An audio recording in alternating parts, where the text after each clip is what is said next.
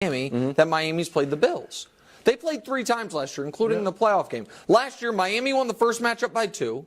Buffalo won the second matchup by 3. And then in the playoff game, with Skylar Thompson playing quarterback, Buffalo won by 3 in, I think it was 37-34. A high-scoring game where Miami's offense, since Mike McDaniel's gotten there, moves the ball in this Buffalo defense. So even in that, listen, the Bills dominated that first matchup on the scoreboard, and I'm not trying to act like Miami outplayed them, but for a 48-20 game, the yardage was 414 to 393. Miami but you know why that is a lot. What? I mean, when you're down. No, but it wasn't that. But it was Miami was. But I understand, but that's not the. Sometimes that happens. That wasn't the context of that game. Miami was moving the ball in the first half and scored multiple touchdowns. What happened in that game was 2 key turnovers. They gave the Bills short fields. On yards per play basis, the Bills were 7.4, Miami was 6.8. The point I'm making is this is not one of those divisional matchups that one team just dominates the other one. And so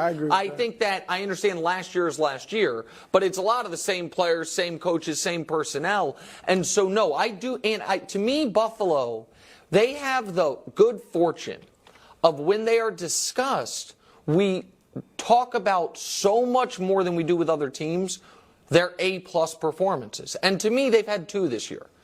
One was against Miami and the game against Dallas. About once every 2 months, the Bills look like the team that the media pretends they are every week. And so I do not think in a game that is wildly important for Miami, and by the way, if I'm wrong and Pittsburgh loses on Saturday, then the game is equally as important for both teams. Both teams are in the playoffs, and both teams get the 2 seed without it and drop to the 6 or 7. I mean, they might lose anyway, but they could lose. I think they better. Josh Allen against Mike McDaniel's Dolphins, 4 games, including the playoffs.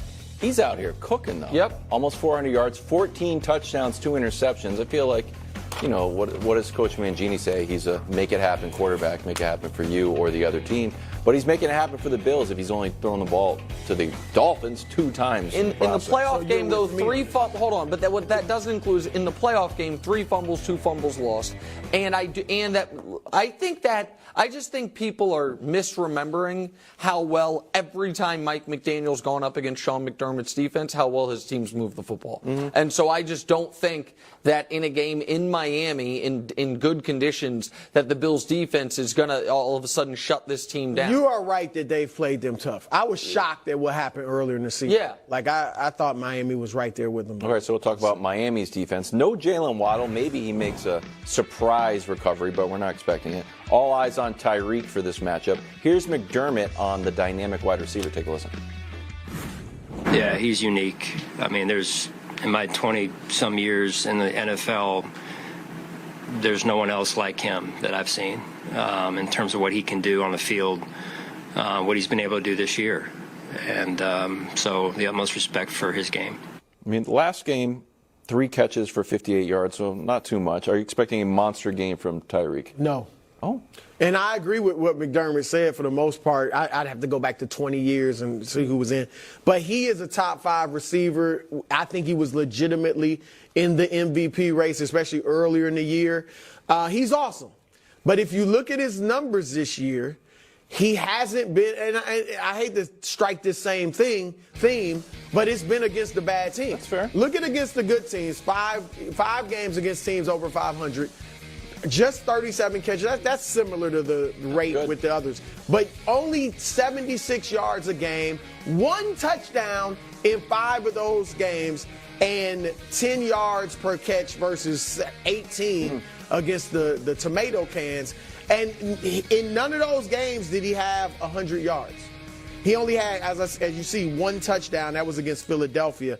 And so the good teams, good defenses, they focus on him, and they know how to keep him in under wraps, so to speak. So I don't think he's going to bust out. His bust-out games were against Carolina and teams like that. So I was smiling when you were doing it because you and I have shockingly similar graphics with very different assessments.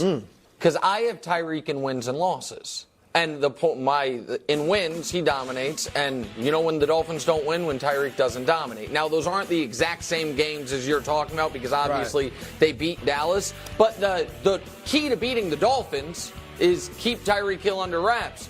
And I listened to Josh Allen. These are playoff games.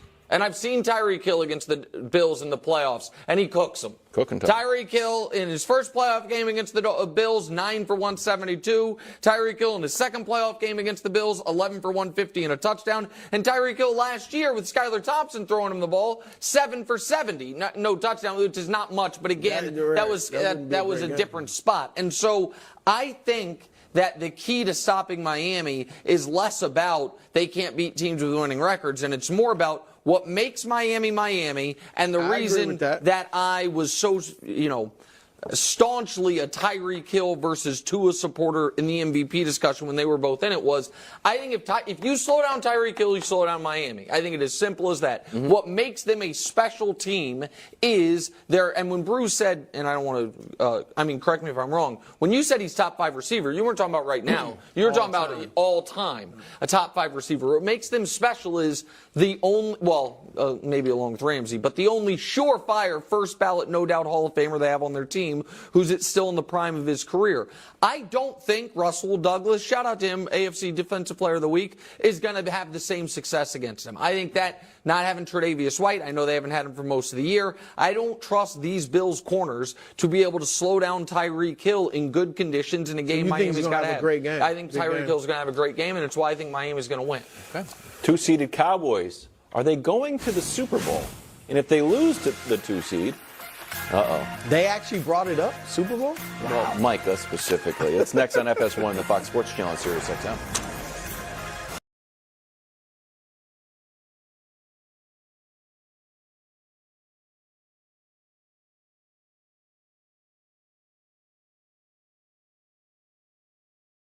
And put him on. Okay.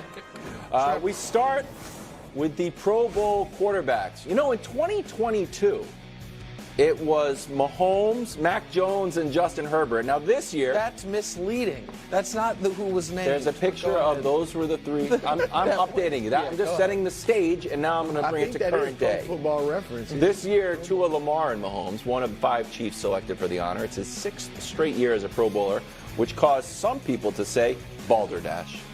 Josh Allen, ranked as the top Pro Bowl snub. Record the same, passing yards a little bit, interceptions not that far off. Josh got 2 more. And then the rushing touchdowns are where it really jumps out. Mahomes has 0. Josh Allen has 15. League record. It's something. Record. Tied with Jalen Hurts for league record. So the question is, did Mahomes deserve the Pro Bowl nod? This is a bad job by me.